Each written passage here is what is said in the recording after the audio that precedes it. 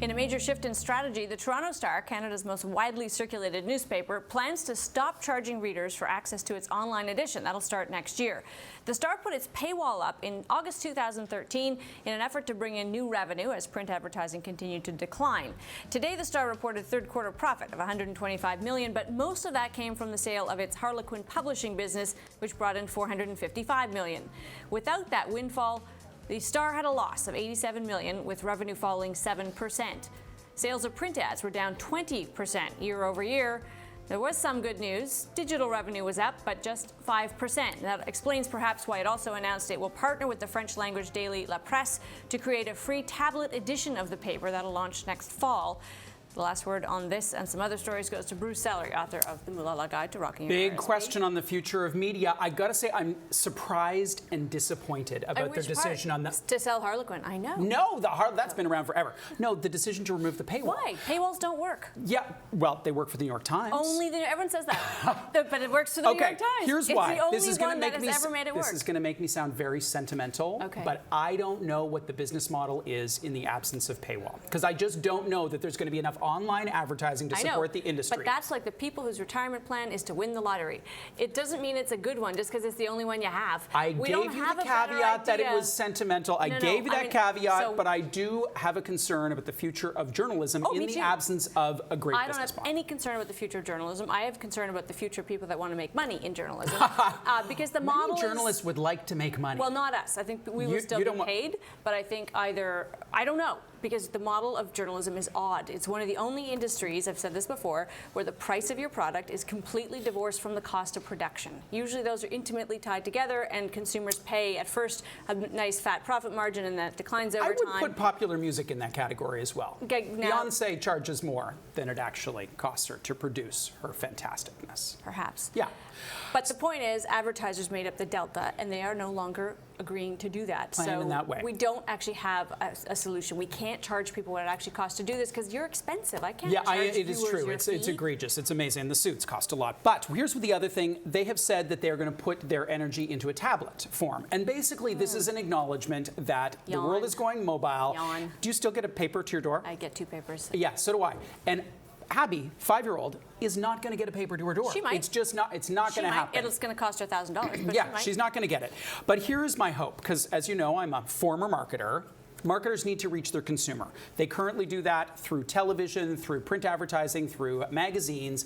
They need to find a way. So if all that goes away, there's no physical newspaper, people don't have cable anymore, they don't watch the ads because they PVR through them, the advertiser is going to find a new way to talk to them, and they will have to pay for it. So hopefully that will be in areas that will support the journalism that you and I both value. Maybe, but I do think, I agree with you that people will still want to reach the consumers, but they're finding they can do it quite directly. So they're actually finding they don't need to tie themselves to content, or they need to tie themselves intimately to the content. Yes. In other words, it's called content marketing. It even has a name. Native advertising, which isn't news. That's something different altogether. So if you want to do pure, unadulterated news content, the question is who is going to pay for it. It will still exist. I'm confident of that.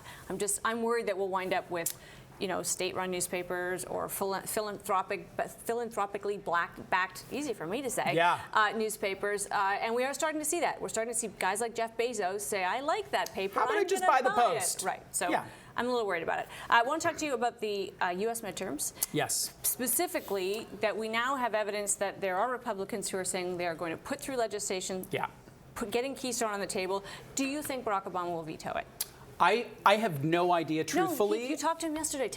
Well, we were talking yesterday. He was very coy, as he sometimes is. Yeah. Here's the thing. There are a bunch of scenarios here, and a lot of the headlines have said, Keystone's done. Hooray, this is going to happen because the Republicans control the Senate. Not so fast, because they need 2/3 in order to avoid a veto. Yep. And one commentator, Michael McKenna, said today, it's a religious item among environmentalists, Keystone. So they will fall on their sword. Now, to the extent that they can influence Obama to also fall on something very sharp and pointy is the extent to which he will not... The sword, I hope you mean. The sword is exactly what I meant, is to the extent that he will use his veto. So there are 3 options. 1, Republicans go for a standalone bill, which is much easier for him to veto.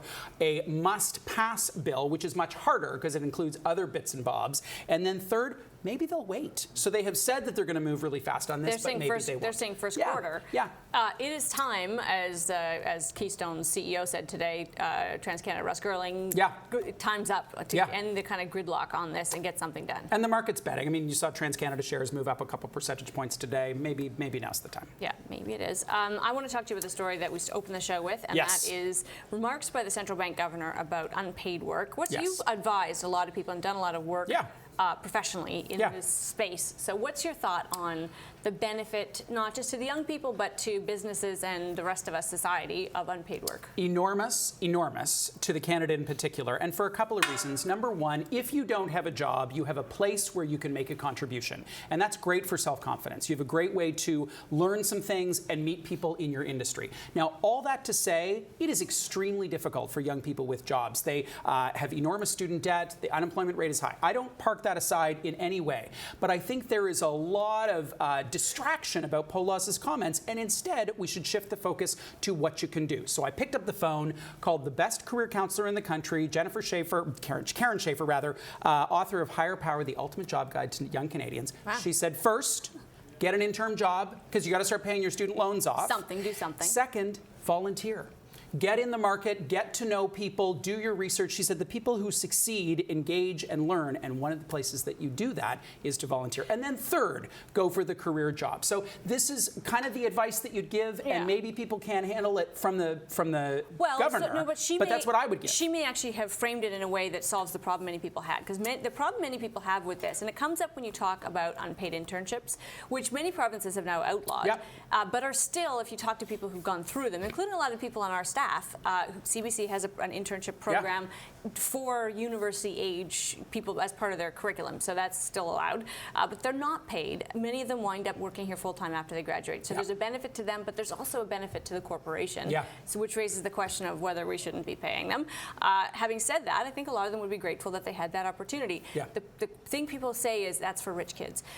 If it's during school, maybe not. But if you're going to volunteer and the rest of it after, when you're trying to find a job, that's for the 1%, and that's completely unfair. Her advice takes care of that. She's saying go get the job at Tim Hortons, but then also go volunteer in your field. How easy is that to do, though, really? Volunteer in your field. You can't go volunteer as a doctor. But she would say, show up, meet people, and show up again and show up again. She said young people these days sometimes hide behind technology. They do the online resume, but they don't go to the retail stores and wait outside dressed appropriately, ready to work. I'll tell you something else that I would advise people, because it worked for me. I also graduated in the middle of a recession with 0 qualifications, trained as an architect, didn't know what I was going to do. I took a job at a company called the Globe and Mail, not in the newsroom, but wound up there. So you can actually. Thank you for calling the Globe and Mail. How may I direct your call? Not far off, actually. And I volunteered at the Grand Theatre in London, Ontario. I volunteered on peer support phone lines. I've done a lot of volunteering, and that has been enormously helpful in terms of skills. But here's my last and most important point. Job search is soul-sucking. Job search is soul-sucking. You can't do it 40 hours a week. So if you can find 10 to do something where you feel valued and engaged, hooray for you, hooray for your confidence. That's actually a really good point, right? That sometimes contributing in that way will make you feel so much better about what you're up to. That's a good point.